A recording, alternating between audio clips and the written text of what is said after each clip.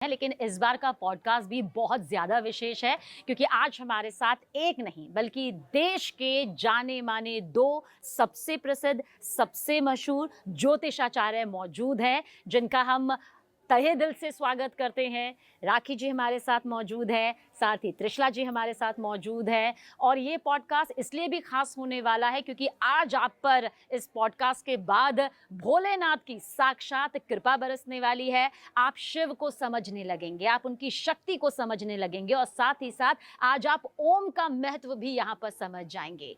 शुरुआत यही से करना चाहेंगे राखी जी, सावन की शुरुआत, और कब से ये शुरू हो रहा है और कितने सोमवार इस बार सावन में पड़ने वाले हैं?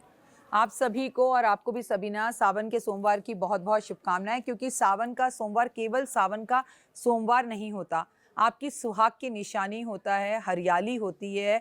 और इस बार 4 सावन के सोमवार पड़ने वाले हैं। ये बहुत ही खुशी की बात है। और 30 जुलाई से ये पावन पर्व शुरू हो रहा है जिस पर महादेव की कृपा आप पर रहेगी। और ये रहने वाला है 28 अगस्त। 28 अगस्त को रक्षाबंधन है, जिस दिन हम सावन की पूर्णिमा मनाएंगे और इस दिन सावन संपूर्ण होगा। तो आप सभी को सावन की मेरी तरफ से ढेरों ढेर शुभकामनाएं। साथ ही त्रिशला जी, क्योंकि कहते हैं कि सावन के हर सोमवार का अपना विशेष महत्व होता है। सारे भक्त यही जानना चाहेंगे कि 30 जुलाई से शुरू हो रहे और 28 अगस्त तक चलने वाले हर एक सोमवार में क्या विशेष अर्पित किया जा सकता है महादेव को, शिवलिंग को। आप सभी को सावन की बहुत बहुत शुभकामनाएं। आपके घर में भोलेनाथ की कृपा सदा सर्वदा बनी रहे। भोलेनाथ तो बहुत भोले हैं, उन्हें आप कुछ भी अर्पित कर दीजिए, वो बहुत जल्द आपसे प्रसन्न होकर वरदान देते हैं, अपने भक्तों की हर पुकार सुनते हैं। लेकिन इस बार विशेषतः हमें उन्हें गंगा जल ज़रूर अर्पित करना है।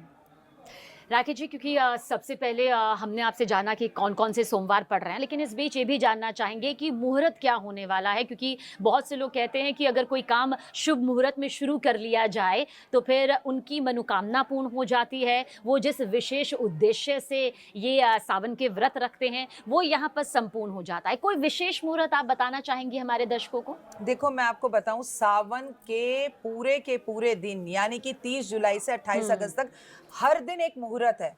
सबीना, मैं आपको और आपके दर्शकों को एक क्लियर कर देना चाहती हूँ कि हमारे दिमाग में ये रहता है कि सावन के सोमवार हैं, लेकिन आप कैसे भूल सकती हैं कि मंगला गौरी मंगलवार है और गणपति उनके पुत्र की पूजा जो कि रिद्धि और सिद्धि देने वाला है तो महा बुधवार है।